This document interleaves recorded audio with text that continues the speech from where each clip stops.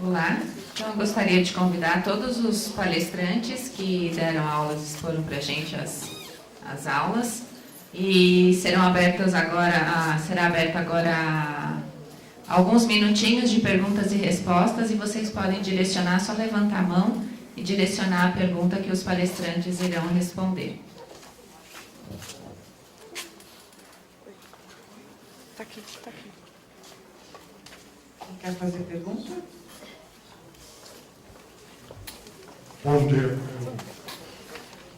Eu gostaria de fazer a pergunta para a doutora Cristina, que ela especificasse um pouquinho mais. Eu sei que nós tivemos oportunidade de falar recentemente a respeito de suplementos. O que é um bom suplemento proteico hoje em dia? Uma pergunta muito Obrigado. boa, muito boa. É assim, na verdade, não existe um suplemento adequado para o paciente com ela. Não existe hoje em dia. A gente avalia de acordo com a composição corporal, avalia com a quantidade de perda de peso, mas a pergunta específica é sobre suplemento proteico. Eu acho que aqui vale uma observação importante. Não é, quando eu disse que a gente precisa de proteína e quando eu disse que a gente precisa de suplemento, não é qualquer suplemento que o paciente com ela pode fazer uso, tá? Existem suplementos proteicos que pioram a evolução da doença, aqueles que contêm um aminoácido de cadeia ramificada, o BCAA. Então, quando a gente vai no profissional nutricionista, é muito comum que a gente pense assim, tá perdendo peso, vamos colocar proteína. E aí muitas nutricionistas, até médicos, muitos profissionais da saúde orientam o uso de whey protein, que é aquele suplemento para academia. Vamos lembrar uma coisa, a gente precisa de mais proteína para que o paciente não perca massa muscular. Mas a gente não vai ter ganho de massa muscular, né? Então não adianta a gente ficar colocando muita proteína também, não é essa a finalidade. A finalidade é que não tenha perdas, né? Na verdade a gente calcula pelo plano alimentar, por aquilo que o paciente relata consumir e complementa a quantidade de proteína. Então aqui vale um adendo, não é qualquer suplemento nutricional que pode ser feito uso.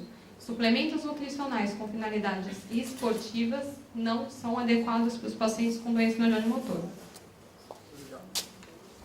Alguém mais?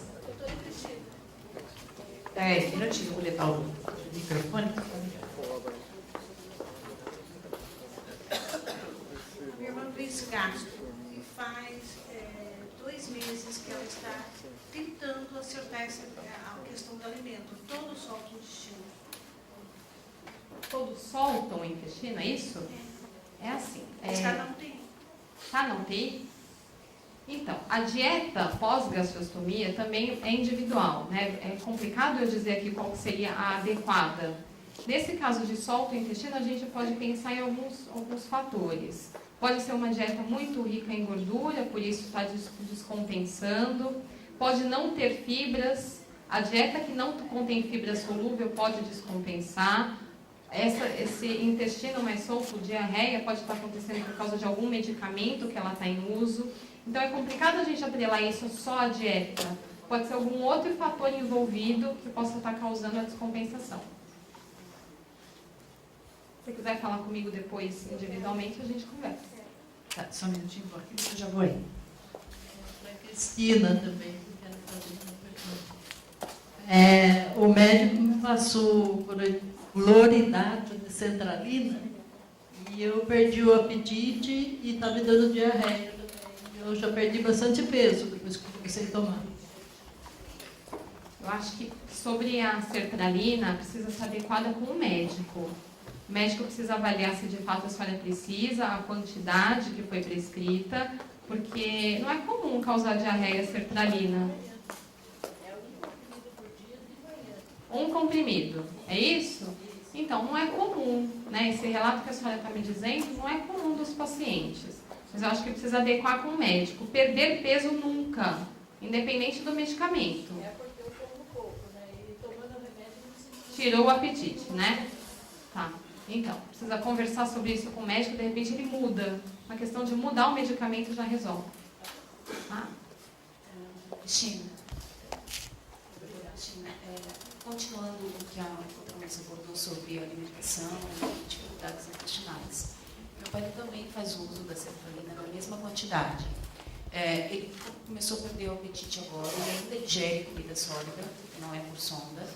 E ele, ao contrário dela, ao invés de ter diarreia, ele está com dificuldade para evacuar. E quando consegue, em quantidades muito pequenas e com muita dificuldade mesmo. Tem alguma coisa que a gente possa fazer para interferir? Isso também com a urina.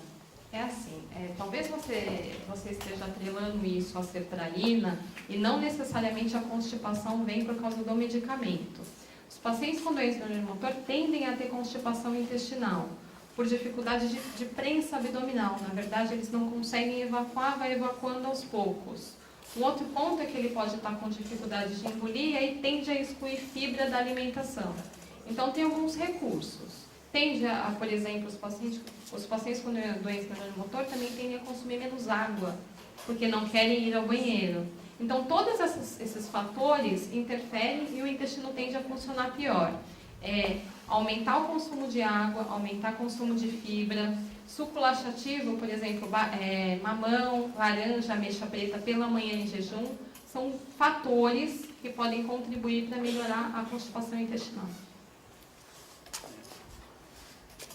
Também, doutora, no caso do meu pai, eu já tenho ela diagnosticada há mais de 10 anos, e atualmente, né, também tem atrelada a doença, diabetes, intolerância à lactose e atualmente perda de peso, a nutricionista do Home Care indicou, no caso, o whey protein, que não é indicado.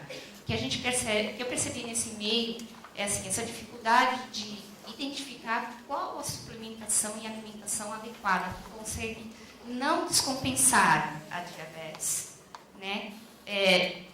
Organizar o intestino em função da intolerância à lactose e, ao mesmo tempo, suplementar essa proteína para que não tenha perda de peso. Existem proteínas, quando eu disse que não pode proteína whey protein é finalidade esportiva.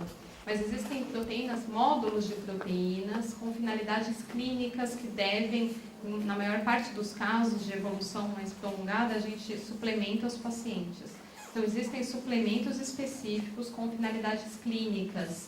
Precisa conversar com a nutricionista, expor isso para ela. Talvez ela não conheça a doença, né? Que eu acho que pode até ser um ponto. Pode dar o contato da Brela, meu contato, eu posso entrar em contato com ela e aí a gente troca informações, não tem problema. Tá? Até para não dizer para você um suplemento, porque como ela está acompanhando, ela está muito mais a par do caso do que eu. Tá bom? Então eu posso orientar, não tem problema nenhum. Alguém mais?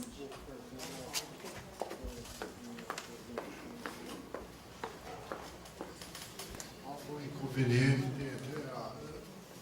alimentação integral e a alimentação oral, conjuntamente. O paciente não precisa colocar a sonda e parar de se alimentar por via oral. Acho que isso precisa ficar muito claro, tá bom? O paciente só para de se alimentar por via oral quando o fonoaudiólogo diz que está difícil e que tem risco de broncoaspirar. Mesmo assim, eu acompanho com a doutora Adriana, que é fono do setor, a gente mantém o paciente com via oral para prazer sempre. Ele sempre se alimenta por sonda, com 100% daquilo que eu preciso, nutricionalmente falando, para que ele não perca peso, evite perdas musculares, mas acompanha a via oral para prazer sem problema nenhum. Mais alguém quer fazer alguma pergunta?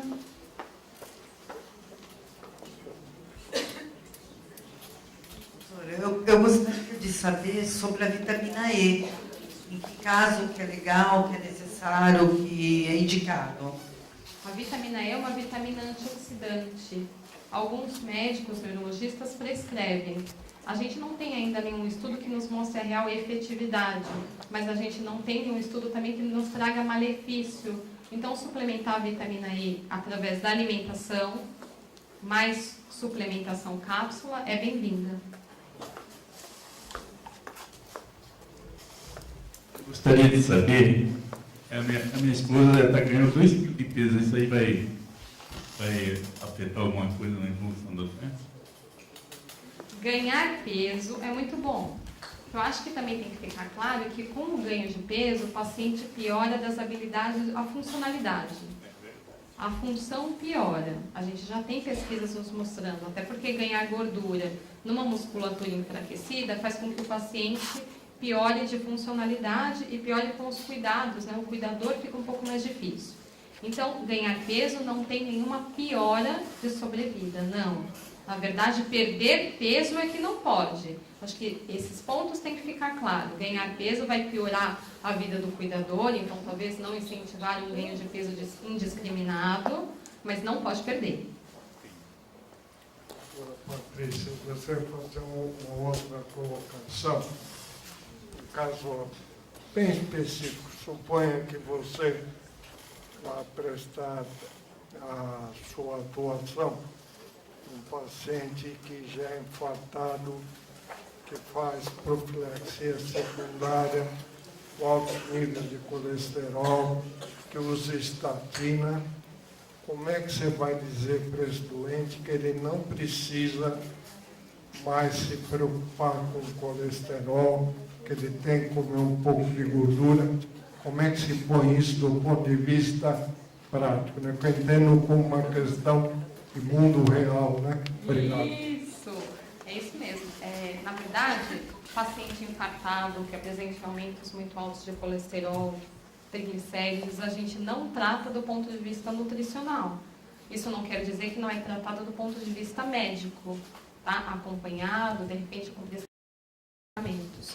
A gente diz que o aumento de colesterol é bem-vindo, o aumento de triglicéridos é bem-vindo, mas é óbvio que isso sob acompanhamento e monitorando, tá bom? Então, a gente tem as pesquisas nos mostrando que a dislipidemia é bem-vinda para a sobrevida da doença do neurônio motor, mas a gente não pode deixar de lado questões, por exemplo, como a que ele está colocando, um infarto, tá bom?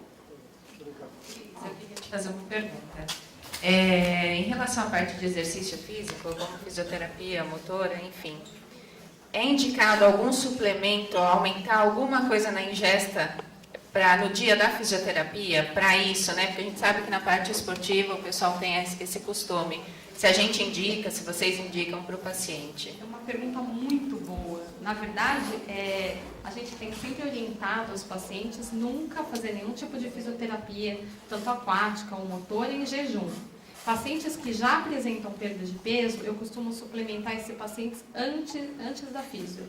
Antes da fisioterapia, ele ingere o suplemento nutricional pelo menos meia hora antes, depois faz a fisioterapia sem nenhum problema.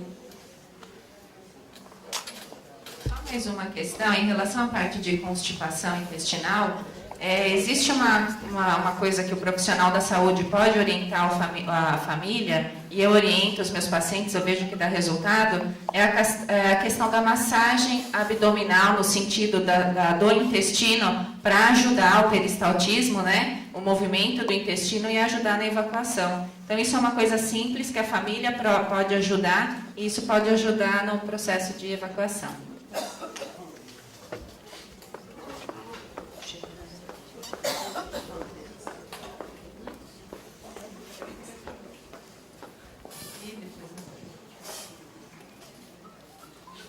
Doutora, como a senhora falou da fisioterapia, alguns complementos antes, né, nutricional, que nem a minha mãe, ela tem que fazer fisioterapia motora 2 vezes por semana. E não foi indicado nada, então eu acho que falta muito disso também, essa parte, sabe? De informações, que de repente a gente leva ela para algo legal, fazer a fisioterapia 2 vezes por semana, mas não falhando em outra coisa. É isso mesmo. Na verdade, a conduta nutricional do paciente com doença do neurônio motor precisa ser multidisciplinar. Não adianta de nada a gente fazer a fisioterapia sem a nutrição e também não adianta de nada a nutrição sem a fisioterapia.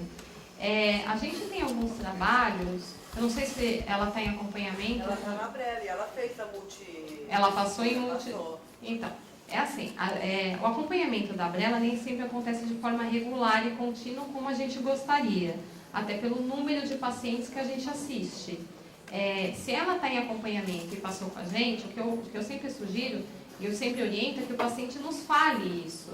Né? Ela está fazendo fisioterapia, a quantidade de tempo que ela faz fisioterapia, porque se ela está perdendo peso, ela já está suplementada.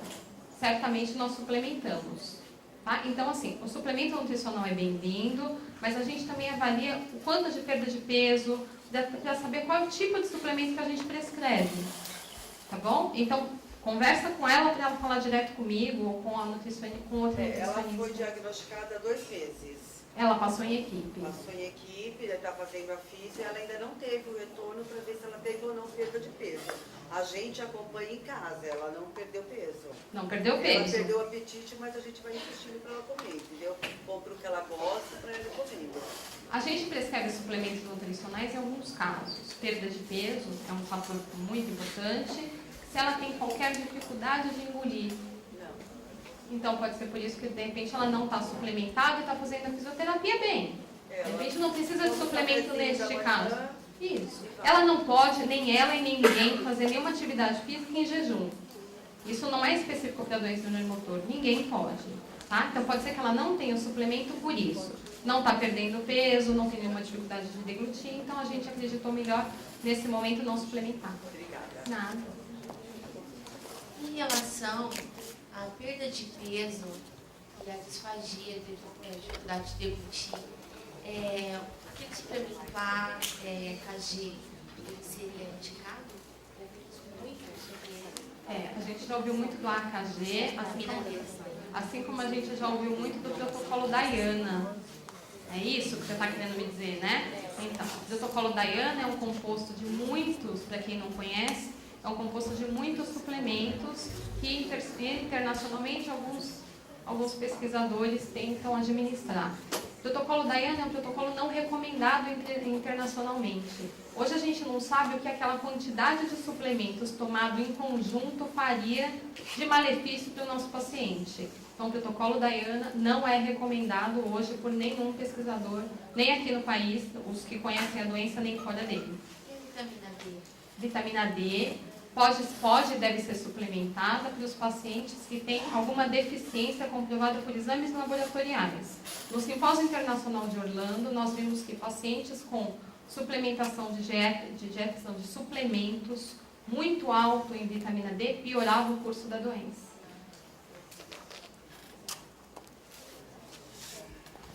Bom dia. Eu quero fazer a pergunta, não sei para quem exatamente eu vou direcionar. Quando o paciente já perdeu a capacidade de comunicar, de falar, a gente já não entende mais ele.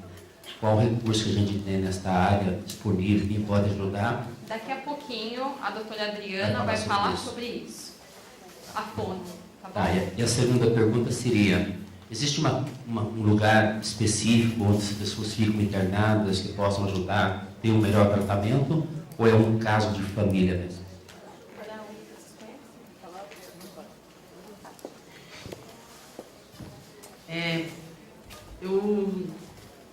Uma conscientização que vem crescendo muito é essa questão de que ajuda que pode se ter, né?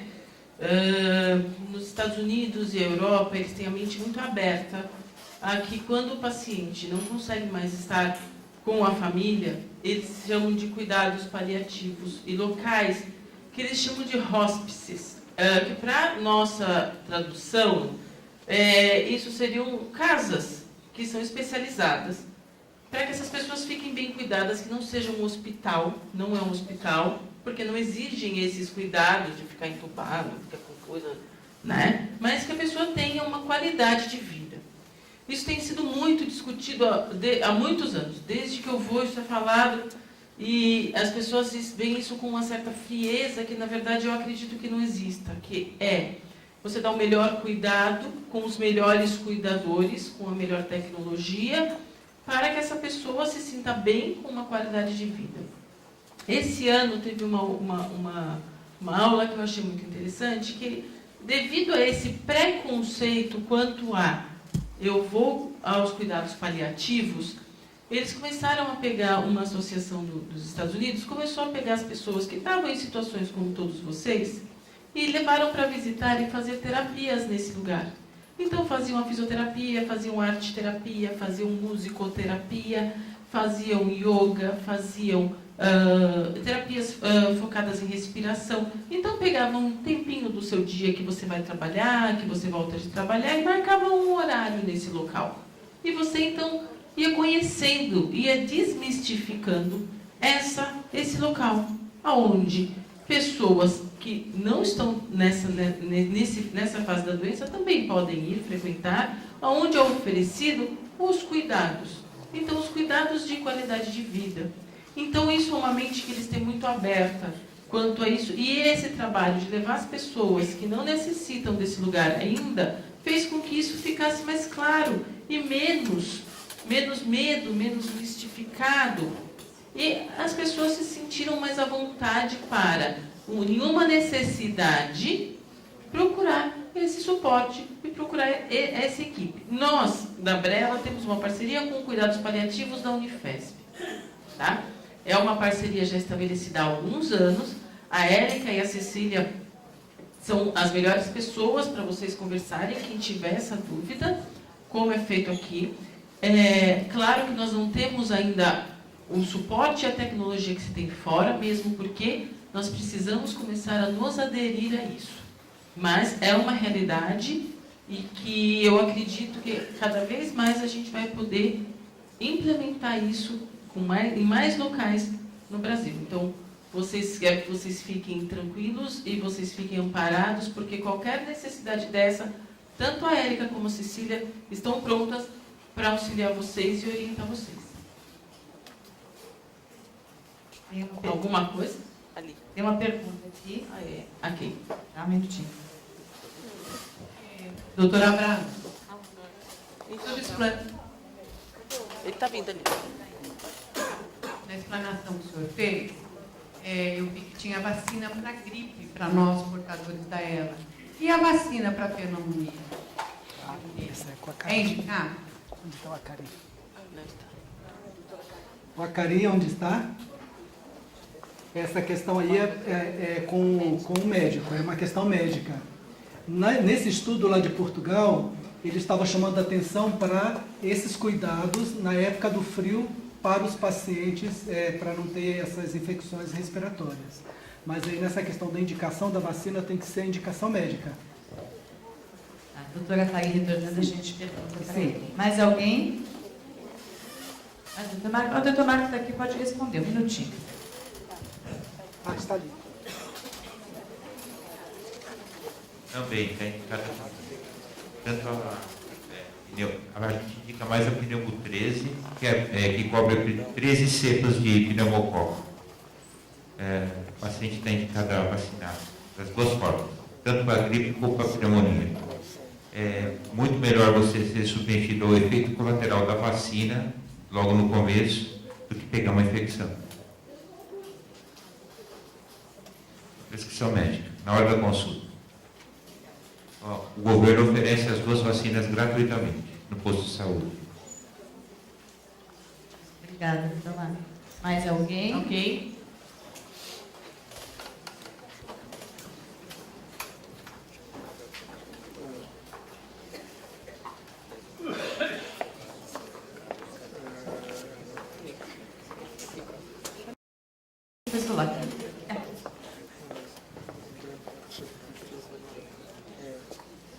Doutora, meu marido foi diagnosticado com ela faz 1 ano e 4 meses e tem o home care em casa. A doença dele em si, nem tanto. O que está dando mais problema é a enfermagem. Tem 2 fixas, elas são muito boas, as da noite. De dia que está difícil, elas não aceitam orientação e às vezes quer falar mais alto do que eu. E assim, quem está ficando mais doente do que o meu marido sou eu. Porque eu falo na cooperativa, é pela Home Doctor, e a cooperativa Cooper Saúde, parece que só manda pessoas despreparadas, mal orientadas. Chega na casa da gente, quer fazer como elas querem. E isso é que está mais difícil para mim. Eu não estou conseguindo como lidar com isso. Isso, como eu falei para vocês, isso foi muito abordado, porque eu imagino que é um problema mundial, né? Não é aqui. E o treinamento, o paciente com ele precisa de alguns treinamentos específicos, né? Não é simplesmente um paciente idoso que precisa de algumas coisas, não é um AVC, que é o que as pessoas mais estão acostumadas a tratar, porque, claro, é a incidência maior. Então, existe uma necessidade de treinamento específico. O ideal seria que tivéssemos cursos para cuidadores de esclerose lateral amiotrófica. Mais uma vez, já tentamos fazer isso e a adesão foi mínima. Engraçado, né? As pessoas acabam... Na verdade, as pessoas acham que não necessitam desse treinamento. Os próprios cuidadores, os próprios enfermeiros, como a senhora falou, elas não aceitam. Então, as pessoas não vêm procurar, acham que está tudo bem, eu sei fazer desse jeito. Então, na verdade, eu acho que participar desses congressos internacionais fazem a gente olhar para o que eles estão fazendo e tentar transformar isso para a nossa realidade, porque cada país tem a sua realidade. Então, eu acho que é um trabalho nosso. É um trabalho nosso, quanto associação e quanto profissionais de saúde, identificar como a gente vai abordar isso e como a gente vai conseguir trazer um melhor entendimento da doença e dos cuidados. E, claro, como a senhora falou, a senhora ser cuidada. Então, quando a gente traz essas informações, a gente também começa a pensar nisso, em como cuidar do cuidador, quando cuidar do familiar e trazer também esse acalanto e esse conforto. Então, nós vamos pensar numa forma de aliviar o seu sofrimento e o sofrimento de outras pessoas que eu tenho certeza que também estão aqui numa situação semelhante. Tá bom? Érica, você tem alguma coisa que você possa complementar? É isso? Então tá bom. Uma pergunta do fator psicológico. Com relação ao paciente, como ele deve entender a doença? Como nós devemos proceder perante ao paciente? Porque isso pode agravar ou não agravar? Claro. Da sua forma de pensar. Claro. Ana ou Antônio, algum de vocês consegue vir? Eu vou chamar os psicólogos que nos ajudam aqui, que eu sou fisioterapeuta, a Fer também. Eu acho que ele vai poder, o Antônio vai poder esclarecer um pouco mais isso. O senhor poderia, por gentileza, repetir a pergunta? O fator de relacionamento entre os familiares e o paciente com relação a expor ao paciente que ele está com uma doença que pode levar à morte em pouco tempo. Como explicar isso? Para que isso não seja tão grave na sua mente, porque nós somos um ser multidimensional e temos mentes de vários tipos, vários níveis. Se eu puder me explicar como eu devo proceder? O que eu poderia estar colocando para o senhor nesse momento, porque a sua pergunta é muito complexa, envolve uma coisa que é família e paciente. Mas é o que eu venho pensando há tempo. Perfeito. Aliás, há meses, quando eu soube que a minha esposa tem um problema. Perfeito. Eu diria assim, de uma maneira mais sucinta ao senhor, que a partir do momento, por exemplo, muitas vezes a gente escuta assim, como responder como falar determinadas coisas a uma criança? Né? A dica que a gente tem é que se a criança perguntar, ela está pronta para ouvir a resposta, senão ela não estaria perguntando. Eu diria que com o paciente é a mesma coisa. A partir do momento que ele puder perguntar, ele está pronto para ouvir a resposta, porque senão a gente corre o risco de poder estar adiantando alguma coisa que ele não está pronto ainda para ouvir. Né? Então, na verdade, a dica quem vai dar é o próprio paciente. E a tolerância e a paciência que precisa ter entre o cuidador, os familiares e o paciente, porque efetivamente é uma nova reconstrução em termos de relacionamento, né? Que, como seres humanos, paciência e frustração também tem limite, porque senão seríamos canonizados. Né? Então, dentro do possível, naquele momento, como é que pode ser abarcado isto de uma maneira que não se leve a grandes desgastes? Né? Se tiver que gritar, grita. Se não tiver que gritar e for mais tolerante, se conversa, mas dentro de uma coisa que permeie o bom senso.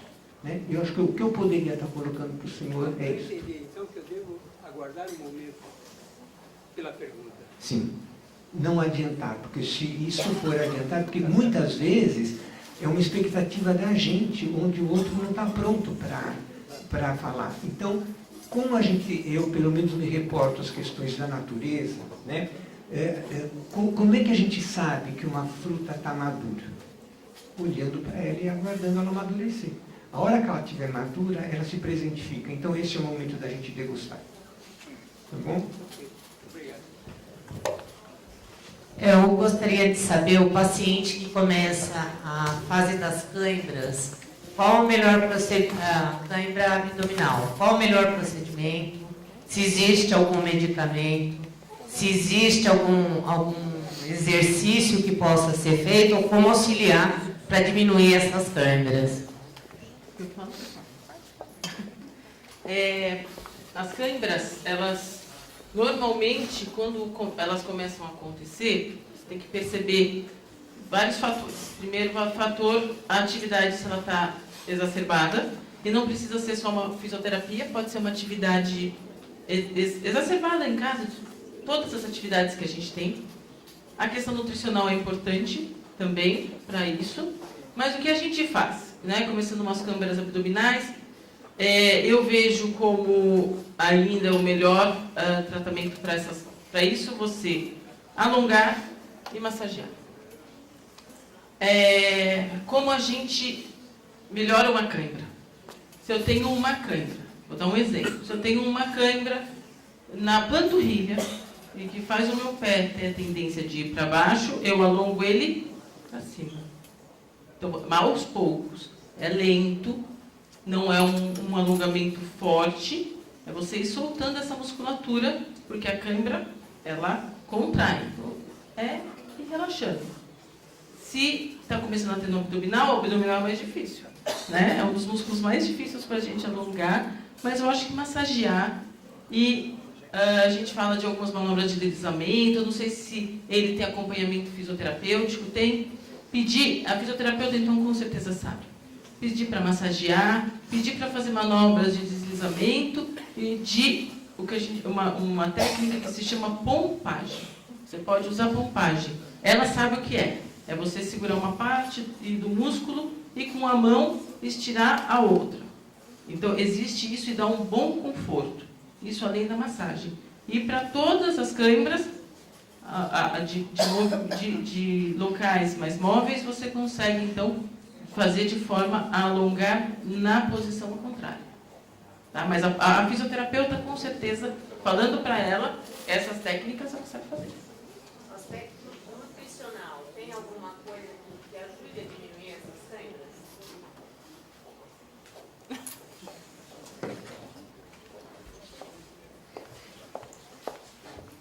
Acho que manter a ingestão de micronutrientes adequada. Do último simpósio, eles nos disseram até sobre água tônica, para melhorar essas câimbras, tá bom? Então, assim, manter potássio, que a gente sabe os alimentos fontes, banana, frutas e verduras no geral, as cruas, tá? Acho que isso ajudaria da parte nutricional. Alguém tem mais alguma pergunta a respeito das palestras que já foram ministradas?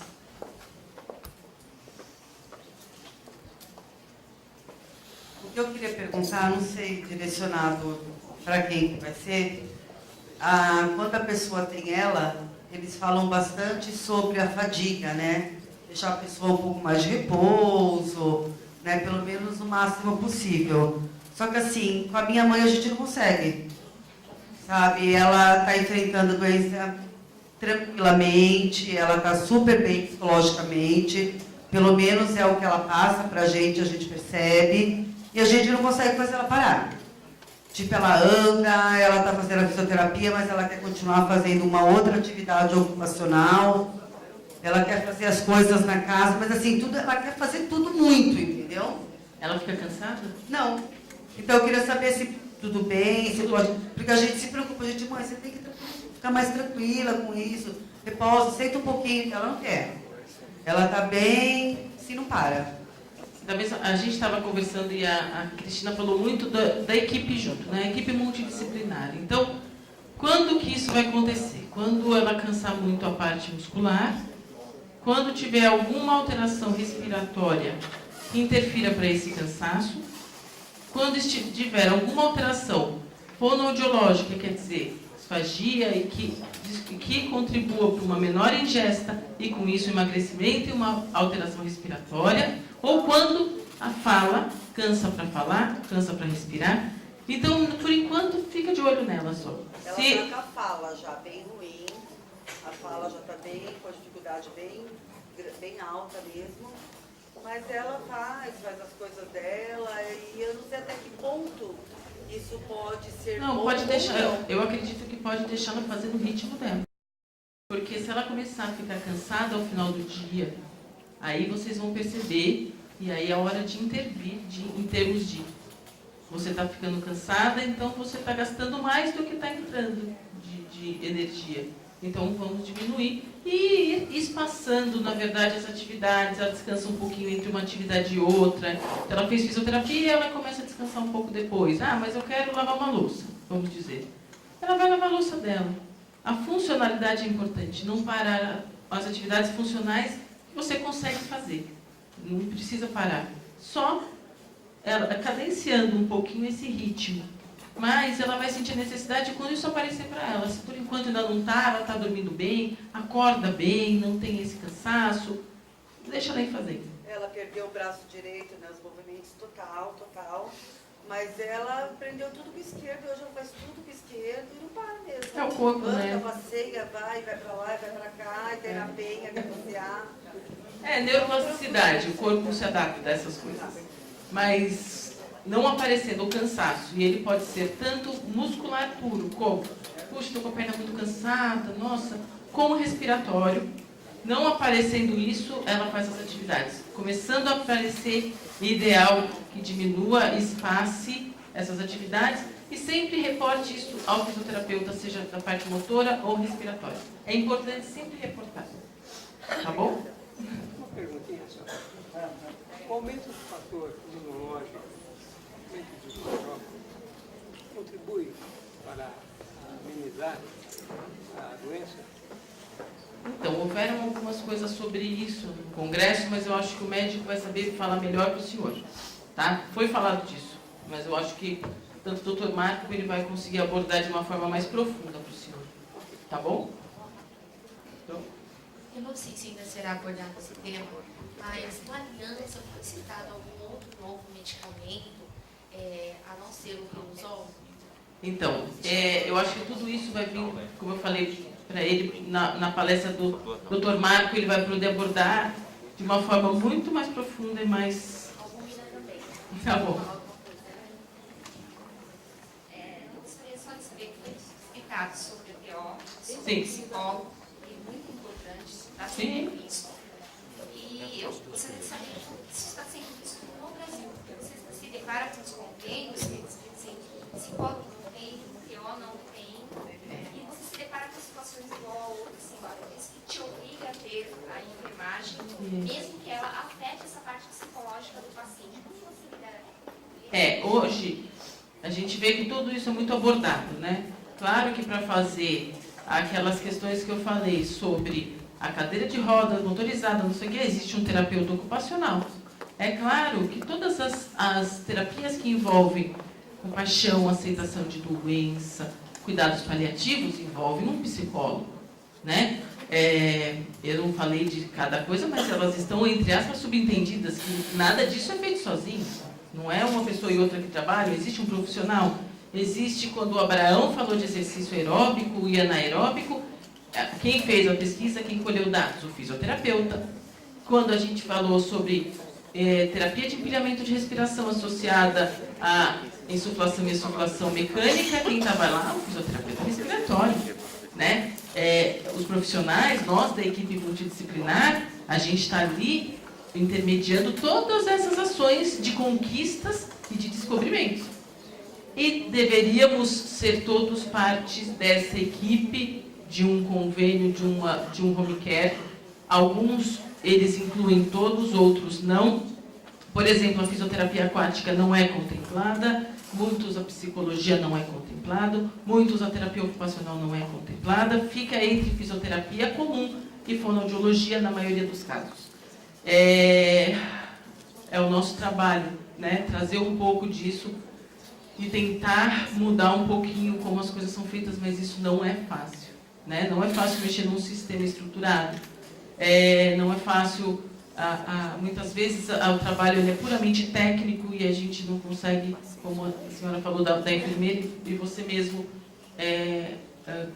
repetiu, a gente não consegue entrar diretamente nisso, porque se a gente pensar no sistema de saúde, ele é nacional, os convênios e os home cares, eles entram dentro da política do serviço de saúde, não do SUS, mas dos convênios médicos. Isso é feito em larga escala para todas as necessidades, seja um acidente automobilístico, seja o que for, as pessoas vão tratar da mesma forma. E eu acho que a gente teria um papel importante em tentar mostrar que a doença precisa de algumas especificidades. Volto nas especificidades da enfermagem, de uma terapia ocupacional, que é importantíssima, uma psicologia, fonoaudiologia, fisioterapia que não seja junto, que bota lá, o fisioterapeuta fica meia hora na sua casa, ele tem que fazer motor e respiratório. Como?